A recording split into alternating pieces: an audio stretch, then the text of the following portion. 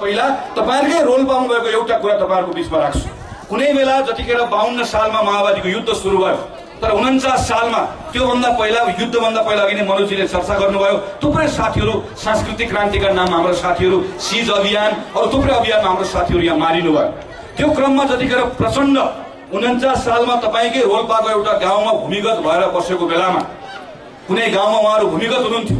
प्रचण्डको तत्कालीन साथी भरत दाहाल जो प्रचण्डको अभिन्न मित्र र माओवादीका नेता हुनुहुन्थ्यो, भरत दाहाल र पुष्पकमल दाहाल कुनै भूमिगत अवस्थामा तपाईहरुकै रोल्पाको एउटा गाउँबाट फर्केर आउँदै गर्दा एउटा गाउँमा जाँदै गर्दा त्यहाँ मगर साथीहरुको मगर समुदायको एउटा मेला लागिरहेको थियो। एउटा मेला लागिरहेको थियो। मेलामा गएका मगर युवक साथीहरुले रक्सी खानुभयो। रक्सी खाएपछि झगडा परेछ। झगडा परिसकेपछि त्यहाँ हातालाल हो, हातापाई हो, केही बेर झगडा भयो। झगडा भएपछि मानिसहरु छुट्याउन गए। भरत दाहाल पनि छुट्याउन जानुभयो। तर छेउमा बसेर पुष्पकमल दाहाल मगर झगडा गरेको मगरलाई देखेर मजाले हाँसेर बसिराख्नु भएको रहेछ। मन्द मन्द मुस्कानका साथमा मुठी कसेर हाँसेर बसे पछाडि भरत दाहालले उहाँलाई सोध्नु भएछ, कमरेड यहाँ यत्रो ठुलो झगडा परिरहेको छ, तपाईँ यसलाई छुट्याउन पनि आइराख्नु भएको छैन, तपाईको अनुहारमा त मन्द मन्द मुस्कान छ नि भनेर सोध्दै गर्दा प्रचण्डले के भन्नुभएछ त्यो बेलामा भरत दाहाललाई, जसले भोलि लेखेर हामी सबैलाई बताउनु भयो। प्रचण्डले के भन्नुभएको रहेछ भने, कमरेड मलाई यो मगरहरू देख्न साथै असाध्य आनन्द आउँछ। नेपालको जनजाति मध्ये पनि सबैभन्दा सोझो भनेको मगरहरू नै हो। यो मगरहरूको संस्कारमा नै मेलापात गर्ने, जाँड रक्सी खाने र जाँड रक्सी खाएपछि अत्यन्त चाँडो उत्तेजनामा आउने कुरा छ। यिनीहरू सोझो भएकोले चाँडो उत्तेजनामा आउँछन्। यो सोझो मगरलाई अलिकति मात्र मैले बङ्गाल र राजनीतिमा हुन पाएदेखि यी मगरहरू युद्धमा यति बढी काम लाग्थे भनेर यिनलाई देखेपछि मलाई आनन्द आउँछ भनेर कुनै बेला रोल्पाको एउटा गाउँमा पुष्पकमल दाहालले भन्नुभयो भन्ने कुरा भरत दाहालले छाप्नुभयो, लेख्नुभयो।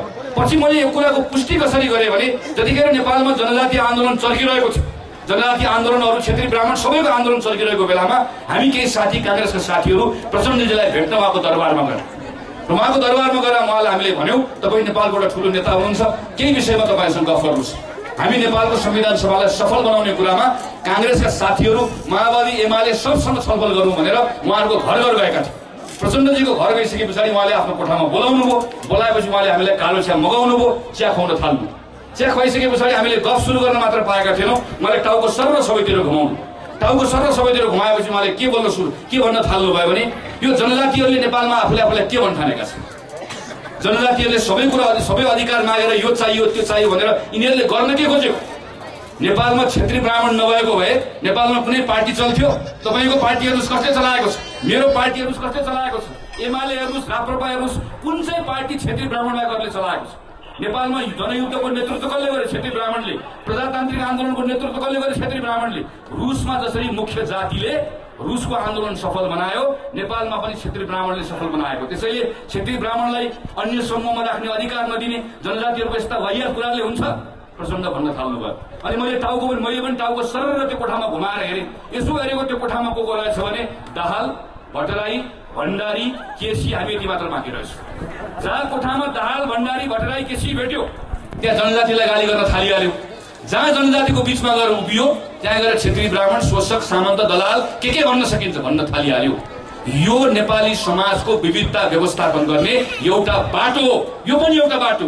यो बाटो भनेको घृणाको बाटो, यो बाटो भनेको उत्तेजनाको बाटो, यो बाटो भनेको नेपालभित्रका सबै जात जातिहरूलाई एउटाले अर्कोलाई अनिवार्य रूपले घृणा गर्नुपर्छ। एउटालाई नाश गरेपछि मात्रै अर्को बन्न सक्छ। एउटाको अपमानमा मात्र अर्कोको मान हुन सक्छ। हामी सदियौंदेखि मिलेर बसेको हाम्रो बीचको सद्भाव, यसको केही पनि अर्थ छैन। हाम्रो बीचमा सम्बन्ध भनेको केवल शोषणको सम्बन्ध मात्रै छ भन्ने ढंगबाट सबैलाई उत्तेजित बनाएर, र नेपालमा मात्र होइन, यसको प्रयोग संसारको थुप्रै ठाउँमा भइसकेको छ।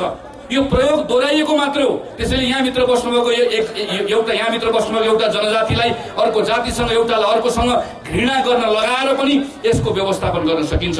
यो भनेको माओवादी बाटो, यो भनेको माओवादी मोडल हो। त्यसैले प्रचण्डजीले प्रस्ताव लिएर आउनुभयो संविधान सभामा, मगरात बनाउँछु, मगरलाई मुख्यमन्त्री बनाउँछु, लिम्बुवान बनाउँछु, लिम्बुलाई मुख्यमन्त्री बनाउँछु, नेवार प्रदेश बनाउँछु, नेवारलाई मुख्यमन्त्री बनाउँछु, खसान प्रदेश बनाउँछु, खसलाई मुख्यमन्त्री बनाउँछु। सुन्दै गर्दा सबै दङ्ग भए। लिम्बु पनि खुसी भयो। हामीले लिम्बुवानमा लिम्बु मात्र मुख्यमन्त्री बन्न पाउने, लिम्बु दङ्ग। मगरातमा मगर मात्र मुख्यमन्त्री बन्न पाउने, मगर पनि दङ्ग। तमुवानमा गुरुङ मात्र मुख्यमन्त्री बन्न पाउने, गुरुङ पनि दङ्ग। अनि नेवार प्रदेशमा नेवार मात्र मुख्यमन्त्री बन्न पाउने, नेवार पनि दङ्ग यो। अनि त्यसपछि कांग्रेसले यो हुँदैन भनेर भन्दै गर्दा लिम्बू, राई, गुरुङ, मगर सबै जनजातिले कांग्रेस जनजाति विरोधी हो, पहिचान विरोधी हो भनेर भन्न जाने अवस्था सिर्जना भयो। हामीले पनि बुझाउन सकेनौं किनकि प्रचण्डको प्रस्तावको अन्तर्य हामीले भन्न सकेनौं। लिम्बूलाई भनियो 5 थर इलाम ताप्लेजुङ गएर बस, त्यो लिम्बुवान हो, तिमी त्यहाँको मुख्यमन्त्री बन्नु। तमुलाई भनियो स्याङ्जा कास्की पर्वतको डाँडो तिम्रो, त्यहाँ गएर तिमी मुख्यमन्त्री बन्नु। छेत्रीलाई भनियो माथि कर्णाली खसान प्रदेश छ, तिमी त्यहाँ गएर बस्नु। नेवारलाई भनियो काठमाडौँ छेउमा काठमाडौँ भक्तपुर गणितपुरको खाल्लोमा तिमी गएर बस्नु, तिमी त्यहाँको मुख्यमन्त्री। तामाङलाई भनियो धादिङ, रामेछाप, सिन्धुलीतिर गएर बस, तिमी त्यहाँको मुख्यमन्त्री। अनि सबैलाई बाँडियो यो तिमी यहाँको, तिमी यहाँको, तिमी यहाँको। अनि प्रस्ताव के लिएर यो चोर बाटोबाट भने नेपालमा मुख्यमन्त्री जो भए पनि सम्पूर्ण अधिकार राष्ट्रपतिमा रहनुपर्छ। राष्ट्रपति सर्वाधिकार सम्पन्न हुनुपर्छ। सेनाको प्रमुख पनि राष्ट्रपति, अदालतको प्रमुख पनि राष्ट्रपति। राष्ट्रपतिले जे चाह्यो त्यो गर्न पाउनुपर्छ। अनि त्यो राष्ट्रपति को हुने? राष्ट्रपति दाहाल हुने, दाहाल नभए भट्टराई हुने, भट्टराई नभए गजुरेल हुने, गजुरेल नभए पोखरेल हुने, पोखरेल नभए खनाल हुने, खनाल नभए नेपाल हुने। तर त्यो राष्ट्रपति कहिले कोही मगर कहिले नहुने, कहिले लिम्बू नहुने, कहिले नेवार नहुने। यस कारणले गर्दा यो प्रस्ताव, यो बाटो भनेको घृणाको बाटो। प्रचण्डले मुट्ठी कसेर नेपालको राष्ट्रपति हुन्छु भनेर भन्दै गर्दा हाम्रा बीचमा के कुरा लुकाउनु भयो भने प्रचण्डको नाम पुष्पकमल दाहाल हो। तर हाम्रो बीचमा के भन्नुभयो भने तिमीहरू सबैको थर छ, तिमीहरू सबैको जात छ, कि तिमी मगर हौ, कि तिमी राई हो, कि तिमी गुरुङ हौ, कि तिमी क्षेत्री हौ, कि तिमी ब्राह्मण हौ, तिमी केही न केही हो। त्यसैले तिम्रो बस्ने ठाउँ तय गरिएको छ, तिम्रो सबै तौर तरिका तय गरिएको छ। तर पुष्पकमल दाहाल पनि दाहाल भएको भए उहाँको पनि ठाउँ तय हुन्थ्यो होला। तर पुष्पकमल दाहाल नभएर प्रचण्ड भएकोले उहाँ राई पनि हो, गुरुङ पनि हो, मगर पनि हो, लिम्बू पनि हो, क्षेत्री पनि हो, ब्राह्मण पनि हो, दलित पनि हो, पुरुष पनि हो, महिला पनि हो, सबै एकैचोटि भएकोले म सबै हो भन्ने ढङ्गबाट जसरी प्रस्तुत गर्न खोजियो हामीले प्रस्तावको यो अन्तर्यलाई समाजमा बुझाउन सकेनौं। यो घृणाको प्रस्ताव थियो, यो उत्तेजनाको प्रस्ताव थियो, यो नेपालको जनजातिको पक्षको प्रस्ताव थिएन, कहिले थिएन। यो सभ्यताको सभ्य प्रस्ताव पनि थिएन। यसको विकल्पमा अर्को विकल्प भनेको विषय भनेको महिलाको विषय।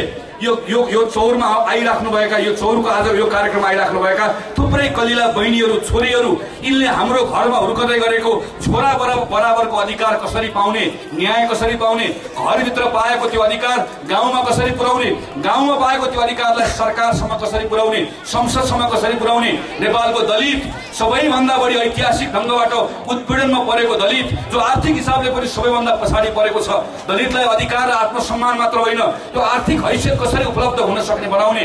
नेपालको थुप्रै जनजाति जो भाषाको कारणले गर्दा, सांस्कृतिक दमनको कारणले गर्दा हिजो मूलधारमा आउन सकेको छैन, उनीहरूको सबैको प्रतिनिधित्वलाई कसरी सुनिश्चित गर्ने, नेपालको लोकतान्त्रिक सीमाभित्र यो विषयको हल कसरी खोज्ने, यो बाटोबाट कांग्रेस जान चाहन्छ।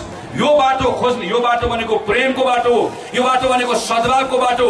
हामी नेपालमा सद्भाव चाहन्छौं, तर सद्भाव अधिकार नदिकन सद्भाव आउँदैन।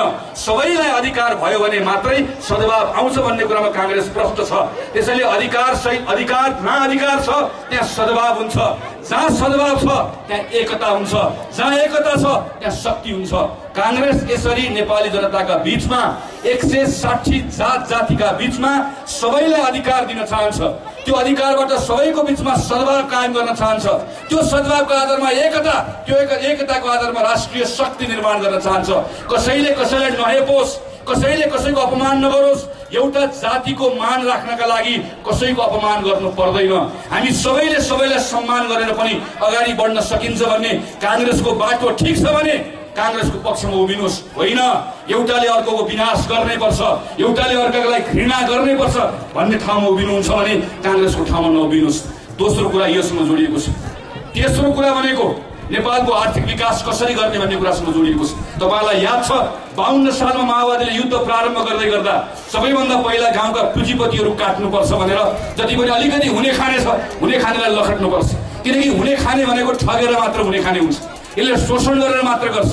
गाउँको घरेलु उद्योग कसैले खोल्यो, उद्योग नाश गरियो। ठुलो जलविद्युत आयोजना कसैले बनायो, जलविद्युत आयोजना नाश गरियो। हाम्रा पूर्वाधारहरू सब नाश गरियो। किनकि त्यो बेलामा माओवादीले आर्थिक विकास कसरी हुन्छ एउटा दृष्टिकोण प्रस्तुत गर्यो। आर्थिक विकास भनेको जति पनि पुँजीपतिहरू छ त्यो सबैको नाश गरियो भने नेपालभित्र विदेशबाट 1 रुपैयाँ पनि वैदेशिक लगानी आउन दिएन भने नेपालभित्र भएको स्रोत र साधनको प्रयोग गरेर नेपाल आफै धनी बन्छ। हिजो हामीलाई यही भनिएको होइन। हिजो नेपाली कांग्रेसले 48 सालमा बाटो बनाउन सुरु गर्यो, संसारको शिक्षाको सबै कुरा सुरु गर्दै गर्दा कांग्रेसलाई दलाल, भारतको गुलाम, भारतीय विस्तारवादको एजेन्ट भनेको होइन।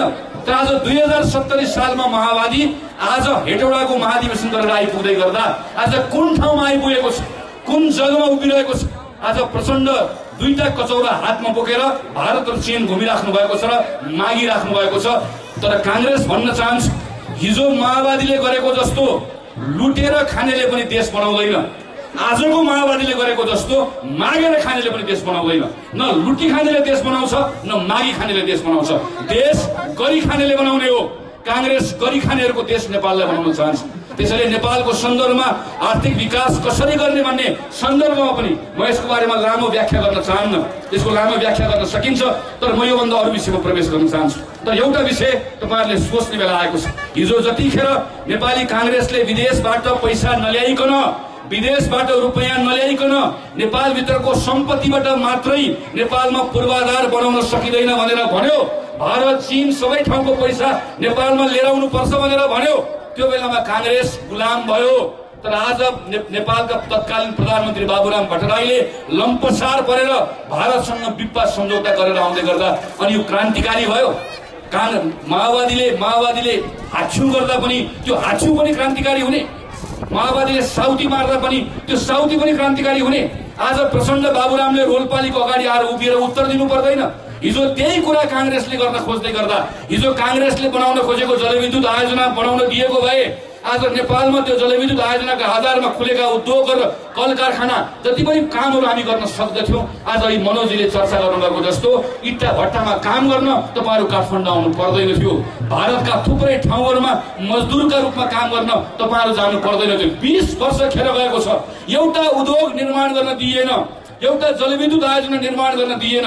तर आज चीनको राष्ट्रपतिको अगाडि 2 हात जोडेर कमरेड हाम्रो देशमा जलविद्युत आयोजना बनाइदिनु पर्यो भनेर याचना गर्ने पुष्पकमल दाहालले पहिला नेपालमा आएर तपाई हाम्रो बीचमा हात जोडेर बिन्ती गर्छु, मैले गल्ती गरे, 20 वर्ष नेपालको विकासलाई अवरोध गरे भनेर भन्नु पर्दैन?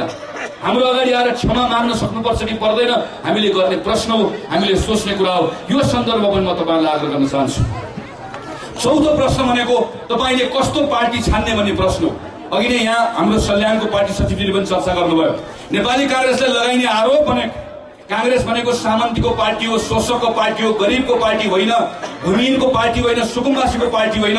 हाम्रो माओवादी पार्टी भनेको भूमिहीनको पार्टी हो, गरिबको पार्टी हो, सुकुम्बासीको पार्टी हो।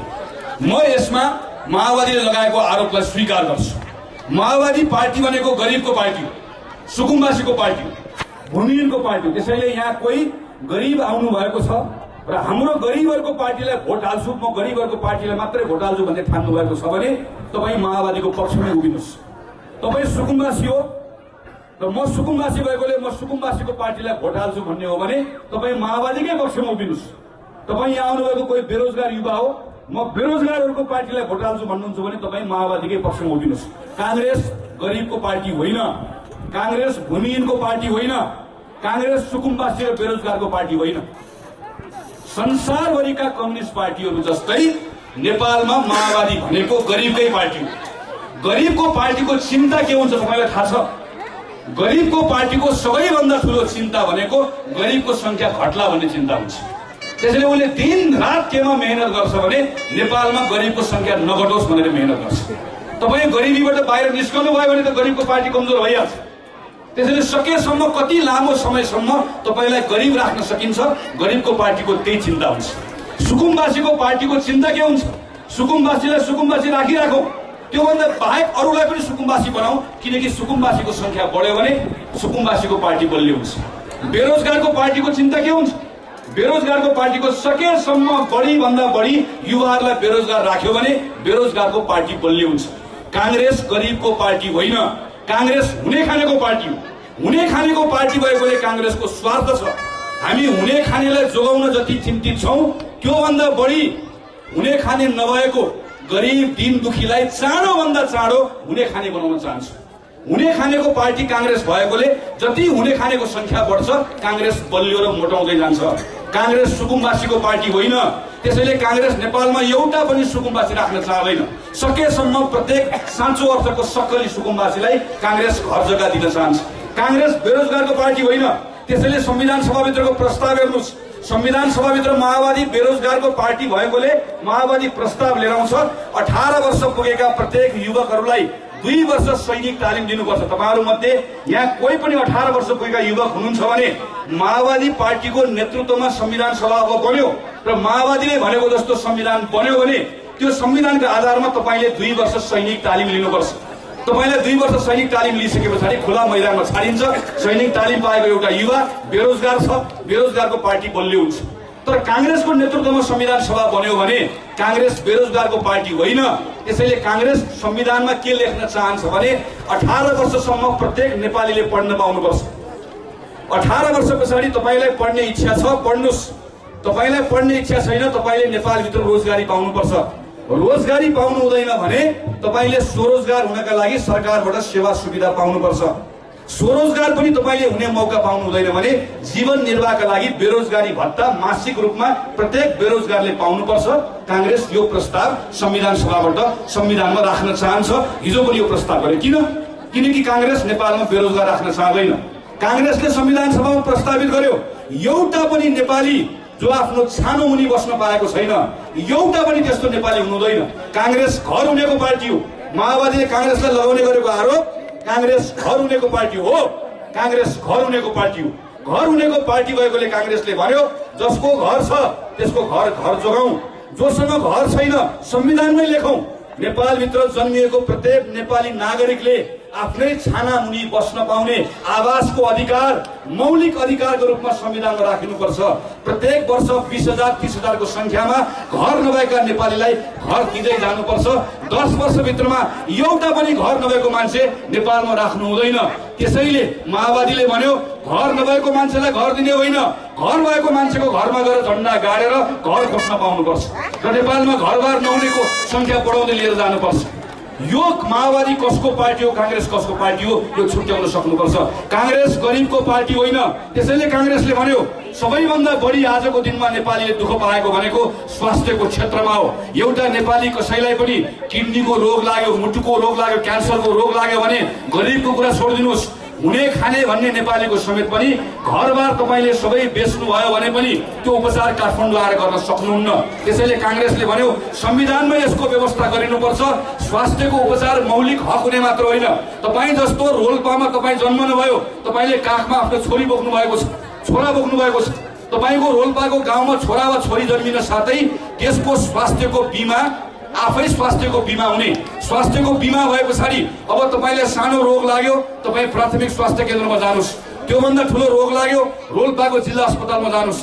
तर कसैलाई मुटुको रोग लाग्यो, क्यान्सरको रोग लाग्यो, कुनै पनि रोग लाग्यो भने तपाई आफ्नो बीमाको त्यो कागज बोकेर काठमाडौँको कुनै पनि अस्पतालमा जानुभयो, किडनी फेर्नु पर्ला, क्यान्सरको उपचार गर्नु पर्ला, मुटुको भल फेर्नु पर्ला, आज पैसा हुनेले मात्रै त्यो उपचार गर्न सक्छ।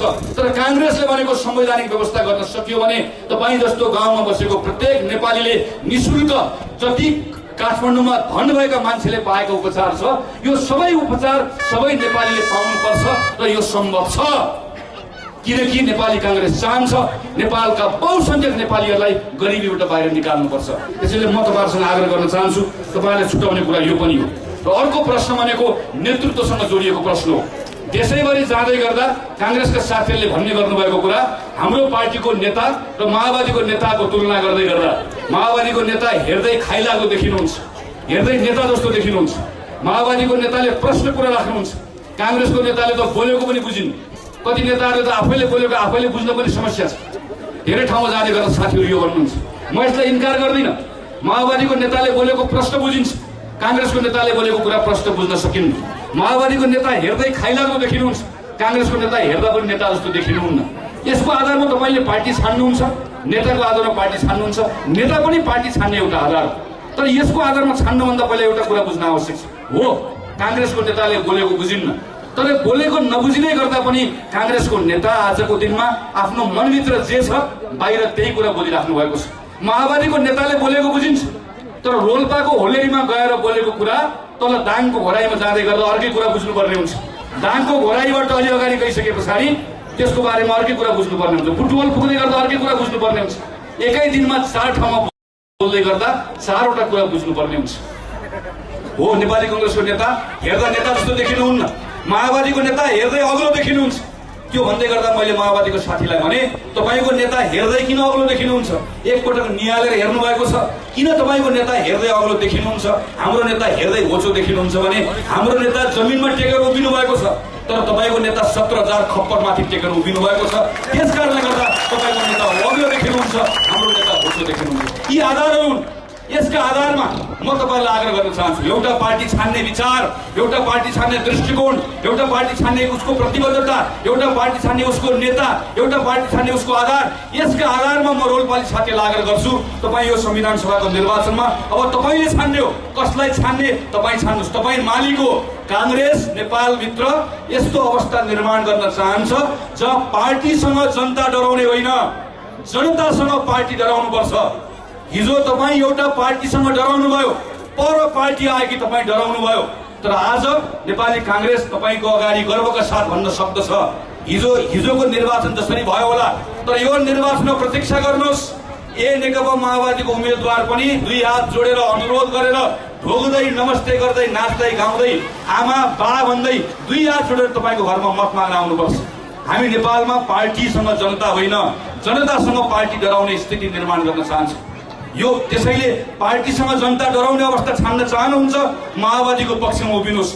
जनतासँग पार्टी डराउने कुरा छान्न चाहनुहुन्छ, कांग्रेसको पक्षमा उभिनुहोस्। म तपाईहरुलाई आग्रह गर्न चाहन्छु, माओवादीका नाममा थुप्रै साथीहरूले शहादत प्राप्त गर्नुभएको छ।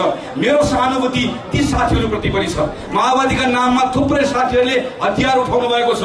मेरो सहानुभूति ती साथीहरूप्रति पनि छ। एउटा रोल्पाको एउटा व्यक्तिले हिजो हतियार उठाएर माओवादीका नाममा लड्न जाँदै गर्दा नेपाली समाजलाई यही बाटोबाट मुक्ति हुन्छ भनेर प्रचण्ड र बाबुरामले गरेको उद्घोषलाई स्वीकार गरेर एउटा तन्नेरी लडाकु बनेर नेपालको मुक्तिका निम्ति त्यो युद्धमा होमिएको थियो। तर त्यो लडाकुले आज बुझेको छ, त्यो लडाकुले बुझेर आज काठमाडौँमा बसेर के भन्दैछ भने माओवादीले भनेको बाटोबाट मुक्ति जम्मा 2 प्रकारले पाइने रहेछ। एउटा मुक्ति आफ्नो जीवन लीला समाप्त भएर धरतीबाटै मुक्ति प्राप्त गर्न सकिने रहेछ। एउटा त्यसरी मुक्ति हुँदो रहेछ, त्यो पार्टीको कार्यकर्ताहरूको मुक्ति त्यसरी हुँदो रहेछ। अनि पार्टीको नेताको मुक्ति कसरी हुँदो रहेछ भने तपाईले बानेश्वरमा आएर हेर्नुभयो देख्नुहुन्छ, प्रचण्डको पिताजीको नाममा बनेको विशाल मुक्ति टावर देख्नुहुन्छ। नेताहरूको मुक्ति टावर बनेर हुँदो रहेछ। कार्यकर्ताको मुक्ति भनेको जीवन लीला समाप्त भएर जीवनबाटै मुक्ति, धरतीबाटै मुक्ति पाउने, यसरी 2 तरिकाको मुक्ति हुँदो रहेछ भनेर माओवादीका साथीहरू काठमाडौँमा हामीलाई भन्छन्। माओवादीका नाममा लडेको लडाकुहरूलाई एकपटक भेट्नुहोस्। केही दिन अगाडि नेपालबाट प्रकाशित हुने एउटा साप्ताहिक पत्रिकामा 7 वर्ष प्रचण्डको ड्राइभर बसिसक्नु भएको एकजना प्रचण्डको चालकले दिनुभएको अन्तर्वार्ता, म यो ठाउँमा कोही पनि माओवादीको नाममा अहिले पनि हिँडिराख्नु भएको युवक साथी आउनु भएको छ भने एकपटक पढ्न आग्रह गर्न चाहन्छु। त्यो युवक चालक जो अहिले काठमाडौँको बानेश्वरबाट आरुबारी जोरपाटीसम्मको माइक्रो बस चलाउँछन्, ती युवक भन्छन्, मैले 7 वर्ष प्रचण्डको चालक भएर काम गरेँ। मलाई जीवनमा सबैभन्दा बढी पछुतो त्यही 7 वर्षका निम्ति छ। मैले त्यो 7 वर्षमा प्रचण्डसँग काम गर्दै गर्दा प्रचण्डको द्रव्यको लोभ, धनको लोभ, प्रचण्डको अप्राकृतिक साँठगाँठ, मैले जे जति कुराहरू देखेँ, मैले त्यो कुरा नेपाली समाजलाई बताइदिएँ भने नेपाली समाजले प्रचण्डलाई जिउँदो राख्दैन। मैले भनेको होइन, यो प्रचण्डको चालकले दिएको अन्तर्वार्ता हो। प्रचण्डले पार्टी चलाउँदै गर्दा उहाँको विद्यार्थी संगठनमा काम गरेको लेखनाथ नेउपानेले त्यही पत्रिकामा लेख्नुभएको लेख एकपल्ट पढ्नुहोस्, जो कुनै बेला अखिलको अध्यक्ष हुनुहुन्थ्यो। म विद्यार्थी साथीलाई आग्रह गर्न चाहन्छु, प्रचण्ड भारतमा विलासितापूर्ण आफ्नो जीवन बिताउँदै गर्दा, प्रचण्डलाई बोरामा पैसा बोकेर लिएर जाँदै गर्दा सीमामा हाम्रा कति साथीहरू मारिए, प्रचण्डको नाममा मारिए, बाबुरामको नाममा मारिए। हिजो बाबुराम र प्रचण्डले देशभरिका विद्यार्थीहरूलाई बुर्जुवा शिक्षा बहिष्कार गर्नुपर्छ भनेर उद्घोष गर्दै गर्दा बाबुरामजीले एकपटक पनि फर्केर आफ्नो छोरीलाई भारतको विश्वविद्यालयमा भर्ना गर्नुभन्दा पहिला देशभरिका क्रान्तिकारी लडाकु योद्धाहरूले विद्यालय बहिष्कार गरिरहेका छन् छोरी, त्यसकारणले गर्दा तिमीले पनि विद्यालय बहिष्कार गरेर भन्नु भएन। राम्रोसँग पढ छोरी भनेर विद्यालयमा राख्नुभयो। प्रचण्डले आफ्नो परिवारलाई कहिले पनि असुरक्षित राख्नु भएन। त्यतिखेर प्रचण्डका नाममा 100औं साथीहरू मारिए। मैले भनेको होइन, यो प्रचण्डको पार्टीमा काम गरेको विद्यार्थी संगठनको नेताले भनेको। त्यसैले म तपाईहरुलाई आग्रह गर्न चाहन्छु, आदरणीय साथीहरू, आदरणीय अग्रजहरू, कम्तीमा यो ठाउँमा बस्ने तपाईहरुले बुझ्न आवश्यक छ, नेपाली समाज आज जुन बाटोबाट गुज्रिरहेको छ, नेपाली समाजका थुप्रै सकारात्मक पक्षहरू छन्। यसलाई संगठित गर्दै जानु छ। यो समाजका थुप्रै नकारात्मक कुराहरूलाई छोड्दै जानु छ। यो त्यस्तो समाज थियो। कुनै बेला म अहिले पनि सम्झन्छु, मेरो घरमा बसिराख्नु भएको बुढी हजुरआमा पशुपति आर्यघाटमा जाने ठाउँमा मेरो घर छ। बाहिरबाट शङ्ख बजाएर कसैले लास लगेको त्यो शङ्खको आवाज सुन्नुभयो भने मेरो हजुरआमाको आँखाबाट 2 थोपा आँसु चुहिन्थ्यो। 3 पटक ढोग्नुहुन्थ्यो र बेलुका नुन खान मान्नुहुन्न थियो। तपाईले चिनेको भनेर सोध्दै गर्दा नचिनेको मान्छेको लास आफ्नो घरको अगाडिबाट लिएर जाँदै गर्दा पनि अलिलो खाने त्यो नेपालका नेपाली आमाहरू भएको ठाउँमा आज हाम्रो घर अगाडि कोही माओवादीको नाममा मारियो होला, सेनाको नाममा मारियो होला, प्रहरीको नाममा मारियो होला, तर मारियोको 17,000 नेपाली मारियो। कसका निम्ति मारियो? एउटा व्यक्तिको महत्वाकांक्षाका निम्ति, एउटा व्यक्तिलाई महाराज बन्ने आफ्नो शोख पूरा गर्नका निम्ति, एउटा व्यक्तिको लहरका निम्ति 17,000 नेपालीहरूको बलिदानी दिँदै गर्दा हाम्रो घर अगाडि हाम्रो गाउँमा 5 जना मर्यो, 10 जना मर्यो, दर्जन मर्यो, सेनाले मार्यो, प्रहरीले मार्यो, यो घरको मान्छे बेपत्ता भयो, यो घरको बाउ मर्यो, यो घरको आमा मर्यो, यो घरको माओवादीले मार्यो, सेनाले मार्यो भन्ने जस्ता खबरहरू हामीलाई सामान्य लाग्न थाल्यो। हाम्रो आँखाको आँसु सुक्यो। हामीले रुन छाड्यौं, रुन बिर्स्यौं, हाँस्न पनि बिर्स्यौं, रुन पनि बिर्स्यौं। नेपाली समाजलाई आज यो ठाउँमा पुर्याइएको छ। यो अपराध थियो। यो युद्ध आफैमा अपराध थियो, किनकि त्यो युद्ध जनताको मुक्तिका निम्ति लडिएको युद्ध थिएन। त्यो जनयुद्ध होइन। म पार्टीका नेताहरूलाई आग्रह गर्न चाहन्छु, जनयुद्ध भनेर त्यो जनताको अपमान नगरौं। त्यो जनयुद्ध थिएन, त्यो विशुद्ध रूपमा त्यो धनयुद्ध थियो। प्रचण्डको द्रव्य मोहले, प्रचण्डको शक्ति मोहले रचिएको एउटा ठूलो युद्ध थियो। आज तराई मधेसतिर झरेर प्रचण्ड भन्दै हुनुहुन्छ मधेसको जनतासँग मेरो लभ पर्यो भनेर भन्दै हुनुहुन्छ। प्रेम भनेको पवित्र शब्द हो। म रोल्पामा आएर, प्रचण्डको मैदानमा आएर तपाईहरुको माध्यमबाट भन्न चाहन्छु, प्रचण्डको कोहीसँग प्रेम हुन सक्दैन। किनकि प्रेम गर्नको लागि हृदय चाहिन्छ, मुटुमा करुणा चाहिन्छ, दया चाहिन्छ। जसको मनभित्रबाट दया, माया, करुणा, सद्भाव, सहानुभूति भन्ने कुरा सम्पूर्ण सकिएको छ। त्यो 17,000 मानिसको लासमाथि टेकेर अट्टास गर्न सक्छ, जोइले पनि हाँस्न सक्छ, साँझ पिएर मस्त सुत्न सक्दछ। एकछिन पनि संकोच मान्दैन, एकछिन पनि अप्ठ्यारो मान्दैन। आफ्नै निम्ति लडेका लडाकुको परिवारको घरमा पुग्न सक्दैन। आफ्नै निम्ति बेपत्ता भएका घर परिवारमा गएर तिम्रो छोराछोरी मेरा निम्ति बेपत्ता भए, मेरो युद्धका निम्ति बेपत्ता भए, तर तिम्रो छोराछोरीको सपना पूरा गर्छु भनेर भन्न सक्दैन। त्यो व्यक्ति आज कोहीसँग पनि प्रेम गर्न सक्दैन। प्रेम भनेको पवित्र शब्द हो। त्यसैले म तपाईलाई आग्रह गर्न चाहन्छु, यो बेलामा प्रचण्ड जहाँ जानुभएको छ, अपार भिड आएको छ। त्यो भिडले कता उहाँ दिग्भ्रमित हुनुभएको छ। त्यसकारणले गर्दा फेरि एकपटक कता एउटा सडक मैले देखिरहेको छु। अनि मैले अस्ति एउटा कार्यक्रमबाट उहाँलाई स्मरण गराएँ। कुनै बेला तत्कालीन अवस्थामा राजा ज्ञानेन्द्र देशको जुन ठाउँमा जानुहुन्थ्यो, जुन ठाउँमा जाँदै गर्दा त्यहाँ भिड लाग्थ्यो। थुप्रै मानिसहरूको भिड देख्दै गर्दा ज्ञानेन्द्र काठमाडौँको रत्नपारको हामीले गरिरहेको आन्दोलनलाई दमन गर्ने एउटा सोचका साथमा काठमाडौँ फर्कन्थे, अट्टास